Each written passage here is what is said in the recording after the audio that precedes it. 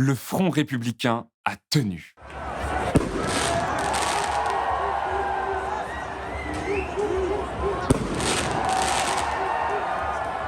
La chenille emmerde le Front National et la chenille emmerde le Front National. Emmanuel Macron a parié sur la désunion de la gauche au moment de la dissolution. Il a perdu. Emmanuel Macron avait parié sur le succès du RN pour le discréditer une fois au pouvoir.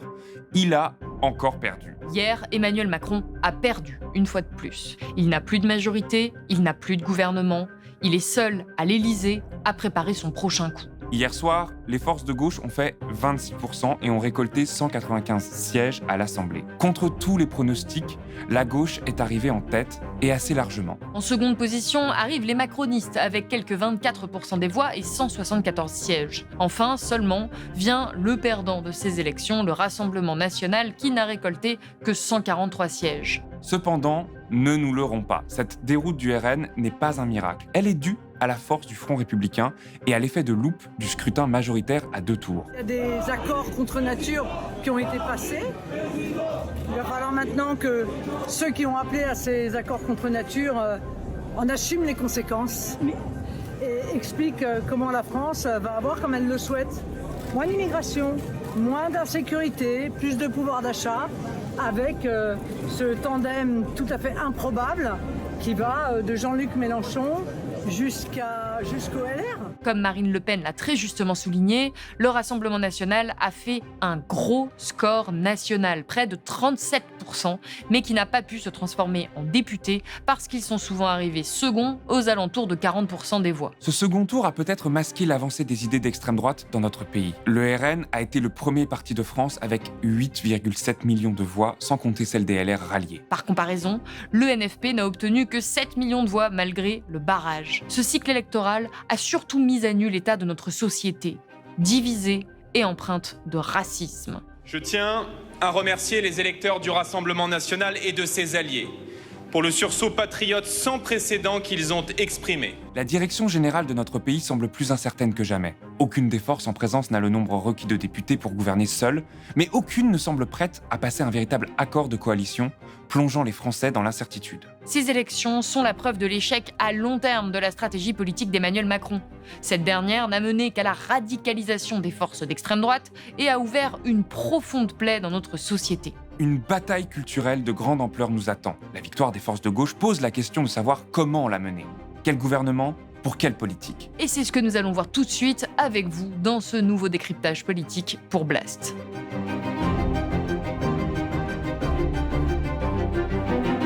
Première partie, l'échec de la stratégie politique d'Emmanuel Macron. À première vue, il semblerait que le pays s'enfonce dans une crise de régime. C'est en tout cas ce que veulent nous faire croire le RN et la Macronie. Mais cette ingouvernabilité est directement le résultat de la stratégie politique d'Emmanuel Macron. Depuis 2017, il dynamite le clivage gauche-droite en le déguisant derrière sa mystification du « ni de droite ni de gauche ». En réalité, il a surtout construit un espace politique à lui, avec ses fidèles et ses électeurs au centre et à droite. Cet espace politique macronien a gagné en 2017 et a gouverné pendant 7 ans en n'offrant aucune concession, même sans majorité absolue à partir de 2022. Or, au lendemain de ces élections, aucun des 3 grands blocs n'a les moyens de gouverner seul. Les macronistes redeviennent incontournables, mais en monopolisant le centre et en détruisant les 2 grands partis de droite et de gauche, Emmanuel Macron est le principal architecte de l'ingouvernabilité qu'on constate aujourd'hui. Il n'est prêt à aucune concession substantielle, mais sans ses députés, rien ne pourra se faire. Il va vous falloir accepter la cohabitation. Je le redis encore une fois, le bloc central n'est pas mort et la Macronie non plus. Et c'est là où la stratégie macronienne est gênante. Historiquement, en France et dans les autres régimes parlementaires, les forces du centre ont toujours été des forces d'appoint pour compléter une coalition à la majorité absolue. C'est le cas en Allemagne, en Suède, en Norvège ou en Espagne, par exemple. Alors, au-delà des postures depuis 7 ans, quel a été le résultat politique net du macronisme au pouvoir ? Macron n'a été que plus intransigeant et Le Pen a assumé de plus en plus une position d'extrême droite totalement décomplexée. La stratégie politique d'Emmanuel Macron, créer une coalition du centre, puissante et capricieuse, nous a menés bien loin d'une victoire de la démocratie.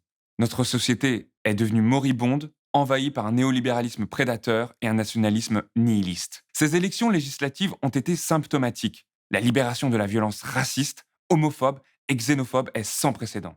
Deuxième partie, la bataille culturelle qui s'annonce. Cette danse entre le RN et Emmanuel Macron s'est vue encore entre les deux tours.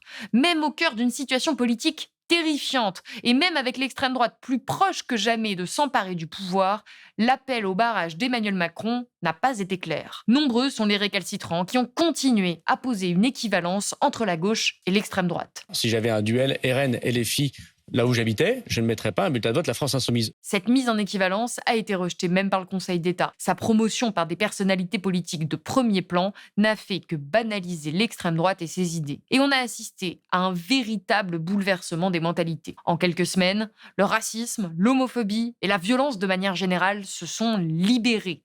Les récits d'agression, notamment dans la rue, s'accumulent. Plusieurs personnes racisées se sont faites passer à tabac ces dernières semaines. Ça s'est passé en une fraction de seconde. Il y a un homme qui est venu par derrière et qui m'a tiré par mon sac à dos, qui m'a traîné au moins sur 50 mètres. Tellement j'ai crié, il m'a lâché. Je pense que si j'avais pas crié, il se serait passé pire. En voulant essayer de freiner, je me suis fait mal à la main. J'ai mal sur mes côtes en fait, en tombant sur le trottoir. Et au moment de me lâcher, il m'a crié sale arabe. Et ta famille, ta mère, tu me restes. Et je vais crever, toi, et le reste de ta famille. Je vais vous crever, même tes gosses. On pourrait multiplier les exemples. Karim Rissouli a reçu pour la première fois une lettre de menace à son domicile. Franchement, Karim, tu n'as pas compris le vote du 9 juin. Ce n'est pas le pouvoir d'achat, ce n'est pas la retraite à 60 ans, ce n'est pas la privatisation de Radio France. La seule et unique raison fondamentale du vote RN, c'est que le peuple français historique en a plein le cul de tous les bicots. Le reste, c'est du blabla. Tu peux faire des pieds et des mains avec tes invités islamo-gauchias, tu n'y changeras rien. Le sous-chien ne t'acceptera jamais, ni toi ni tes frérots, et même malgré le nombre, vous ne posséderez jamais la France. Mohamed Bouafsi, victime d'une vague d'insultes racistes d'une intensité sans précédent. C'est des messages continus depuis le 9 juin qui arrivent 4 à 5 fois par jour. Avant, ça arrivait une fois par mois. Et c'est pas que virtuel alors. Et c'est pas que virtuel. Sur les réseaux quand on fait face à quelqu'un et qu'il est filmé, et qui vous dit mais vous n'êtes pas comme les autres, vous travaillez, vous travaillez, vous n'êtes pas caché. On l'a diffusé ça. Et cette parole, elle n'existait pas lors de la présidentielle 2022 que j'ai eu la chance de suivre pour cet avou. J'avais jamais vécu ça. J'en ai vécu auparavant le 9 juin, un message par mois, un message tous les 3-4 semaines. Là, c'est 4-5 messages par jour. Et si la victoire du RN ne s'est peut-être pas traduite dans les urnes, il y a un véritable tournant dans l'espace public. Il y a des petits-enfants qui s'insultent à cause de leur couleur de peau, de leur religion.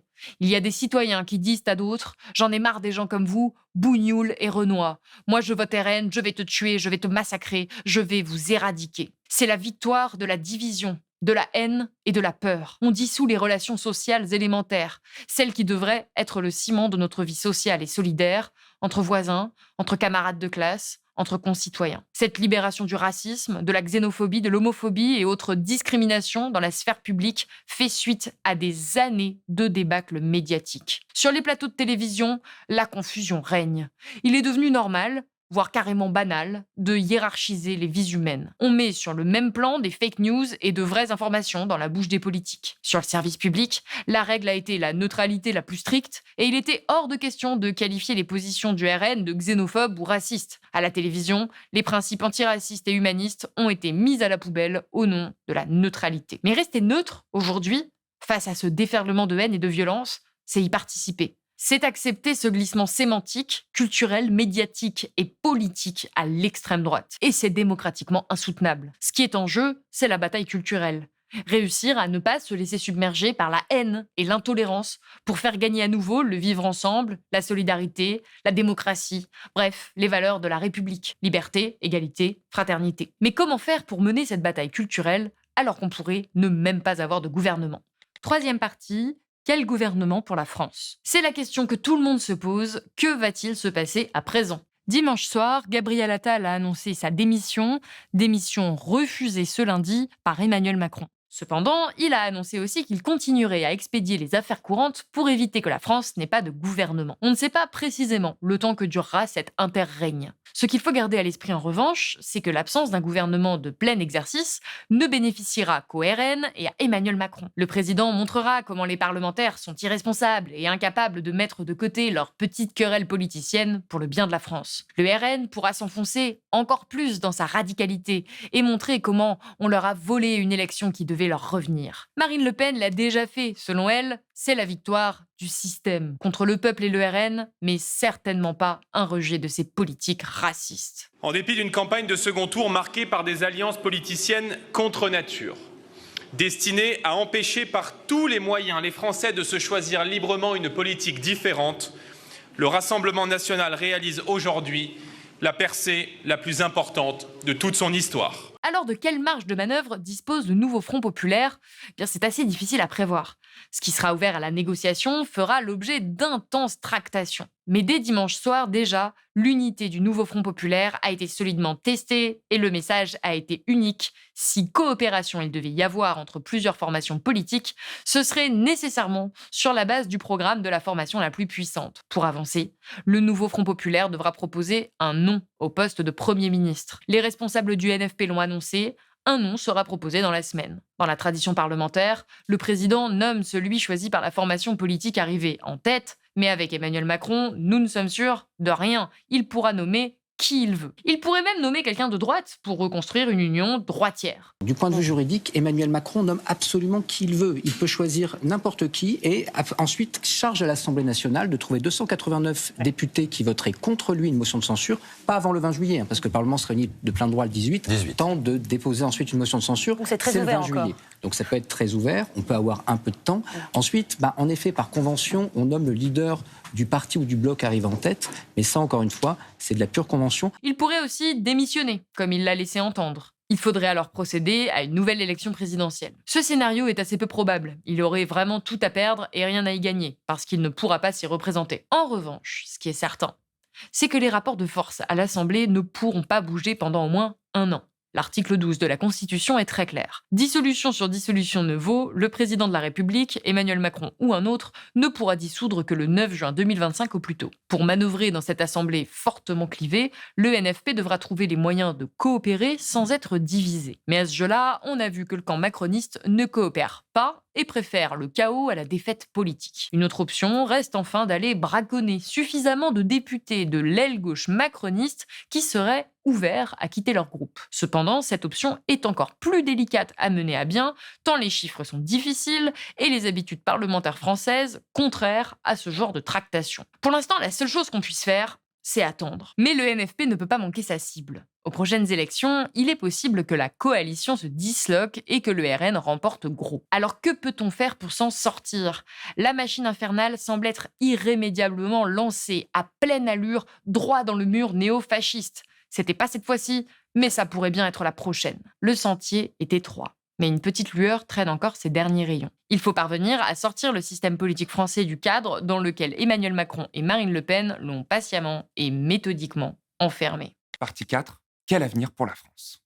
Comme on le fait dire à Sun Tzu, le grand secret pour venir à bout de tout consiste dans l'art de savoir mettre la division à propos. Ce n'est pas en prenant de front les forces réactionnaires que l'issue sera trouvée, mais en s'attaquant à leur cause. Si les progressistes veulent gagner, ils doivent diviser les blocs macronistes et d'extrême droite, exactement comme ils ont fait depuis des années pour garder la gauche faible et divisée. Et pour cela, il faut reprendre la méthode de la majorité de projet. C'est une méthode de gouvernement minoritaire qui cherche à faire passer ses engagements politiques par la négociation permanente à l'Assemblée nationale en changeant d'interlocuteur à chaque fois. Ils pourront aussi gouverner par décret. L'assurance chômage et les retraites peuvent se faire par le gouvernement directement. Mais pour les projets les plus importants, une loi votée par l'Assemblée nationale est indispensable. Il faudra s'assurer du soutien d'une majorité de députés. On peut envisager 3 grands projets rassembleurs. Le premier viserait à démanteler l'empire médiatique de Bolloré. Son rôle néfaste n'est plus à prouver. Quelques heures avant la fin de la campagne, son JDD a tenté d'effrayer les lecteurs de droite et d'extrême droite pour aller voter RN en annonçant qu'Attal allait plus ou moins annuler la loi immigration. L'annonce était évidemment un tissu de mensonges, mais elle montre à quel point Vincent Bolloré est prêt à tout pour forcer l'arrivée au pouvoir du RN. Et n'oubliez pas que Blast, lui, est un média indépendant. Pour survivre, nous dépendons de vous, de vos soutiens. Si vous le pouvez, abonnez-vous ou faites un don à Blast sur blast-info.fr. La redistribution des chaînes de TNT par l'Arcom serait l'occasion parfaite. On pourrait écrire de nouvelles lignes de conduite des grands médias et démanteler l'oligopole du milliardaire Bolloré sur notre audiovisuel. Le vote, avec une partie des macronistes, serait envisageable. Un second projet serait de détricoter l'héritage macroniste qui n'a fait que reléguer économiquement les classes moyennes et modérées. On pourrait moduler l'impôt pour alléger les charges chez les revenus moyens faibles et améliorer la taxation des hauts revenus et des superprofits pour financer un investissement massif dans les services publics qui reste le premier vecteur d'égalité sociale. Surtout, ce projet s'appuiera sur une division profonde qui traverse le RN, masquée par sa xénophobie. Derrière la devanture raciste, il y a une division de classe entre l'extrême droite bourgeoise, néolibérale, et l'extrême droite populaire, plus sociale. Les députés RN pourront-ils voter contre l'abrogation de la réforme des retraites, contre les allègements fiscaux pour leur électorat le plus pauvre, ou contre le rétablissement de l'ISF? S'ils le font, cela pourrait leur coûter cher. En tous les cas, cela clarifiera la position du RN et cela pourrait infléchir le vote de ses électeurs à l'avenir. Cependant, on n'évitera pas de faire notre examen de conscience. Nous regardons notre société et la politique avec méfiance et angoisse. Mais une chose est certaine avec ces élections, les Français n'ont pas abandonné la démocratie, du moins pour l'instant. Nos institutions ne fonctionnent plus comme elles le devraient. Elles ne permettent plus de favoriser une alternance correcte, ni un sens du compromis politique. Elles encouragent les partis à tout miser sur les présidentielles et encouragent les présidents à gouverner seuls et sans aucune concession. Seule une révision de la Constitution permettrait d'avoir de nouvelles institutions politiques. C'est le troisième projet. Ces institutions pourraient donner davantage de place aux citoyens. Elles pourraient encourager les élus à collaborer pour le bien de tous et les dissuader de se comporter en monarques capricieux. La seule issue à cette impasse sociale, politique et démocratique semble donc être une refonte de la France. Assainir son débat public des influences de milliardaires en croisade, réinvestir dans nos services publics pour qu'ils fonctionnent pour tous, redonner aux citoyens l'envie de faire de la politique, la vraie, et pas juste de voter pour rejeter la dernière figure présidentielle. Conclusion, l'avenir de la France sera politique ou ne sera pas. Seul un engagement sur le long terme permettra de sortir de l'impasse. Car la diffusion de l'information, la politisation, le renouveau démocratique, cela ne se fait pas seulement le jour du vote ou même le mois précédant ce vote. C'est un travail de longue haleine, de discussion avec ses proches, de militantisme, d'engagement associatif ou de quoi que ce soit d'autre qui nous permette de penser les enjeux collectifs. Le résistant français, philosophe et sociologue Edgar Morin nous l'a rappelé il y a quelques jours. L'heure d'une nouvelle résistance est venue. Celle d'avant-hier était contre l'occupant nazi. Celle d'hier, contre le retour de la vieille barbarie de haine et de mépris liée à la nouvelle barbarie du calcul aveugle à l'humanité et du profit déchaîné. La nouvelle résistance est d'abord la résistance de l'esprit aux mensonges, aux illusions, aux hystéries collectives sur lesquelles surfe l'extrême droite en France et en Europe, et elle se voue à la formation d'oasis de fraternité. Si ce programme vous a plu, n'oubliez pas de vous abonner à la chaîne de Blast et d'activer la cloche. Nous, on se retrouve sur cette chaîne tout l'été pour des émissions sur des sujets plus larges. On va essayer de ne pas rester que sur de la politique française et de se pencher à nouveau sur les grands sujets de société. Et nous, on se retrouve plus tard dans le mois pour le dernier épisode du Peuple a ses raisons. On y décryptera les fonctionnements possibles de notre assemblée et on vous annoncera de nouveaux projets pour la rentrée. D'ici là, on vous laisse avec une citation édifiante. Gutta cavat lapidem non vi, sed saepe cadendo. Ovide. La goutte creuse la pierre non par la force, mais en tombant souvent.